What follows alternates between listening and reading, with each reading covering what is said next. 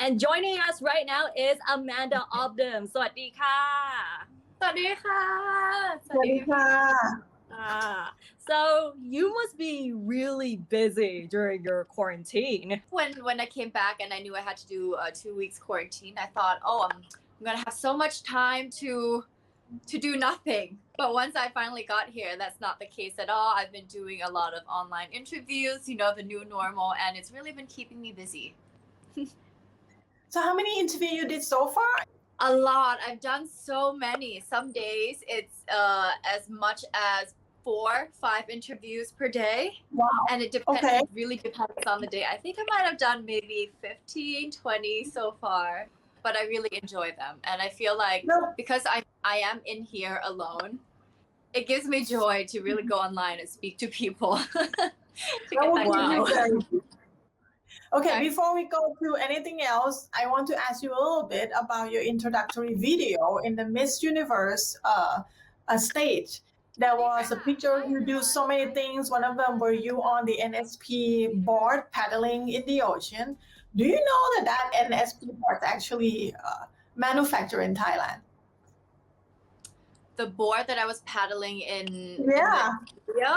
No, I did not know. Yeah, it's actually it's perfect. It's manufactured in Thailand, and most people didn't know that. Oh yes, that's perfect. I did not know that. Well, you learn something new every day. Okay, talking about learn something new. The Miss Universe must have been one of the biggest tasks in your life. There must be something that you learn or discover about yourself during the whole process. Can you share with us what is the new thing that you discover about yourself? One of the newest thing that I discover about myself, I guess, is that never to let your self-doubt get in your way. I've always been someone that's always filled with self-doubt growing up. I'm always doubting myself. Oh, you can't do this. That might be too hard. Oh, don't put yourself at risk. You might fail. And with the Miss Universe competition, I felt like I put myself out of my comfort zone. I mean, I went for it. And that's not something that I would do back in my teenage year. So I put myself out there and not really caring about the consequences of all the backlashes or even if I failed. I just thought, you know what, this is once in a lifetime opportunity. Let's just go for it, and really gave it my all. And I don't regret that at all, because even though I didn't come back with the third crown, when I look back at Miss Universe, I don't feel regret. I felt like I did everything that I could. If I could go back in time and change anything, I don't think I would, because I truly gave it my all. So, people say, if you could go back and change one thing, would you have walked better? Would you have answered anything better? And I said, that's just my journey. And with my performance on stage and everything that I did during the competition, I truly gave it my all. I'm like, you know what? There's nothing to lose here. So that's something I learned to, if I want to do something, go for it. Don't be scared, because failure is just a part of your journey. It's what makes you learn, and that's the thing that's going to give you success in the future. And you really did give your all during the competition. So what were the best moments of the competition? I'm just getting goosebumps now thinking about it. I think it's the backstage moment. When you go into a competition, you think, oh, there are, this year 74 girls, everyone's competing, there must be so much tension.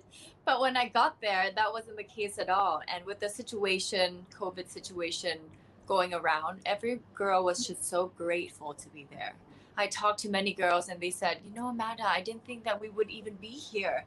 Like, this is so cool to get to meet all of the different girls and the backstage. So during the competition, the preliminary and the final, each girl, we get a little nervous. We get excited, but we get nervous too, hearing the crowd cheering. We're like, oh my God, this is the moment. And before each of us walk up, all of the other girls backstage are clapping, cheering, like, oh my God, you can do it. You look beautiful. Go get them. Come on, let's go. And that is a moment that I think I will treasure forever. Seeing all these beautiful women empowering each other and, just really uplifting each other. And it's really a beautiful sight to see. There must be a lot of a conversation going on about many things happen in different countries because it's like a melting pot there, like politics, COVID-19, economy of each countries. Was there a lot of that, I expect? And what do you think about people expressing their political opinion using this platform out to the public, besides just talk about it behind a stage? I think everyone is entitled to their own opinion. And I feel like if you have that platform and you want to use it, you must use it. Why not? I think that when, one of the conversations that I have a lot with the girls is how's COVID situation in your country? That's already very political. It's in our everyday life. We can't say, oh, you cannot talk about politics. Every day is politics, no matter what. It's in our life. So it's so normal. I just want to normalize it because it is the freedom of speech, first of all, basic human rights. And we need to really understand that. And, there was even an impact award that Miss Bolivia, Lenka, won because she advocated for food security in her country, Bolivia. And one person that I really admire was Miss Myanmar. She used that platform to speak about the situation that was happening in her country. And it takes strength and courage to do that.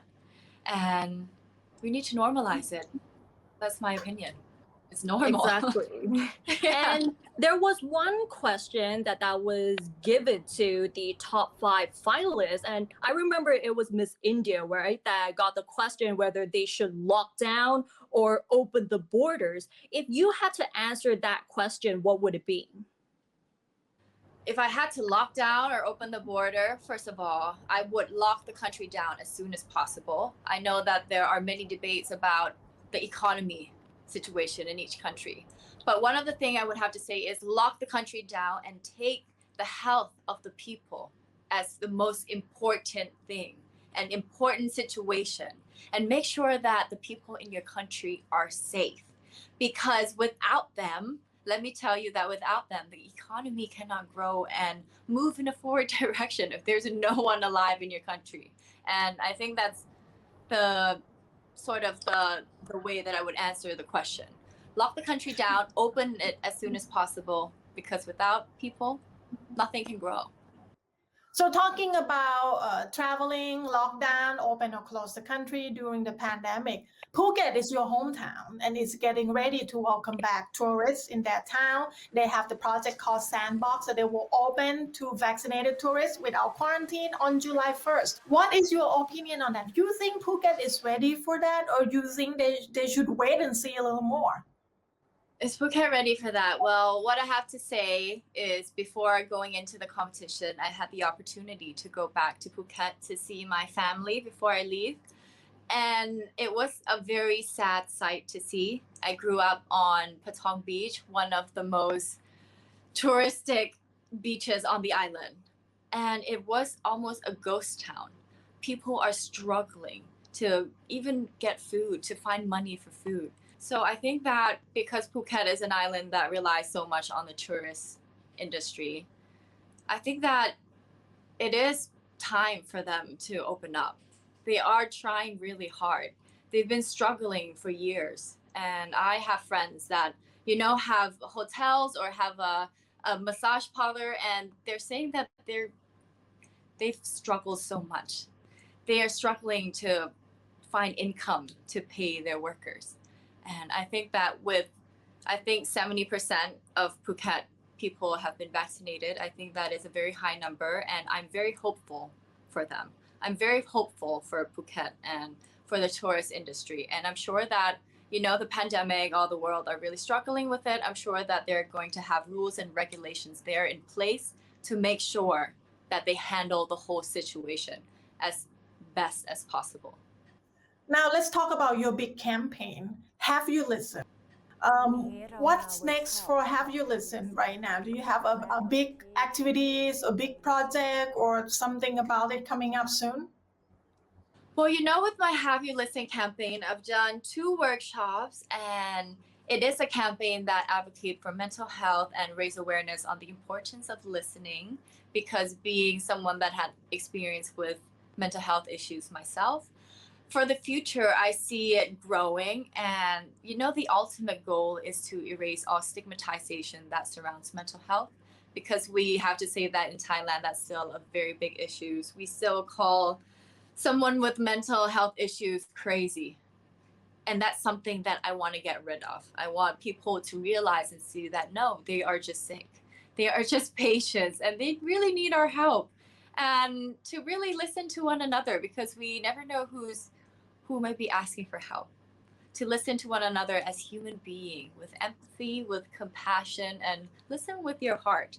And for the future, I see myself working with many foundations and really building my Have You Listen campaign, because I am someone that really enjoys working with others and raise awareness. And recently, you also talked to the homeless people who have mental health issues as well. So, what have you learned from that experience? Yes, I worked with the Mirror Foundation, where they help mental health patients and mental health homeless people get out of the homeless situation and into a hospital. And one thing that I learned from that is it was really sad, just thinking back, because I saw 3 people on the streets. So the first one was the hardest on me, because I didn't know what situation I was, going to see, what type of person he was going to be. But when I got there, I thought, no human being should ever live under these conditions. And why has it taken over 10 years for someone to finally see him, to finally listen to him, and see him as a human being who's asking for help? And I think that's a very important question to be asked as individuals, that we live in this society. There's so many more of these patients out on the street, and why are we not seeing them? That's something I learned, is to look out for one another, listen to one another, and you must not forget that they are human being at the end of the day, and they need your help. So please just call someone, call the police, call someone that can really help them. Amanda, I have to ask you this next question. I know you seem like you were born for this beauty pageant. You were born for being a beauty queen. I'm seriously complimenting you on that. But if it's not for a beauty pageant or entertainment business, what would be something you have passion for? What would be something you want to do? Well, in university, I did business administration and economics. So I think I would have to use that degree, put that degree into good use, because my parents paid a lot of money for it. So I would go into business industry. And I do actually have my own small business selling bucket hats. And that's something that I'm really passionate about, being able to start something small and seeing it grow. It really gave me the passion and the drive to, really go for it, especially now that we are living in the online world. I think that's something that I would really want to tap into and learn more about the online business industry and ways to really grow it. And I'm pretty sure that many of your fans are wondering, will we ever get to see you in TV series or in movies like what your friends did before? I do not know, but I am open for it. Now, I'm still stuck in quarantine, so I'm not able to speak to anyone about anything, explore different options that I may have for the future. But I am open, and I'm very hopeful to see what door will be open. So we'll just have to wait and see. Just give me a couple of days until I'm out to be able to talk about it. Okay. And one last question. What would you like to say to all of your fans and supporters who are watching you right now? Oh my gosh, the biggest thank you. Who would have thought, Now, especially now that I have over 1 million followers on Instagram, let me tell you, before going into the competition, I did not think this was going to happen. It was a total shock to me, but I'm so thankful for you all, for all the love and support. My heart is full with gratitude and appreciation. There's just nothing that I could say more than this. Just Thank you. Thank you for giving me the love and support, because I did feel it during the competition, before the competition, and after. And it gave me the motivation to really better myself and do my best and give it my all. So thank you. Well, that's great to hear. It sounds very positive, and that's very nice to hear. I'm sure your family will be so happy to hear that you really recognize the energy that's sent to you too. Well, Amanda, thank you very much for your time. I know you are very busy. You did so many interviews and probably many, many more. Thank you very much, and we looking forward to see any work from you in the future. Thank you so much, Thank you, guys. Amanda. Thank you. Bye-bye.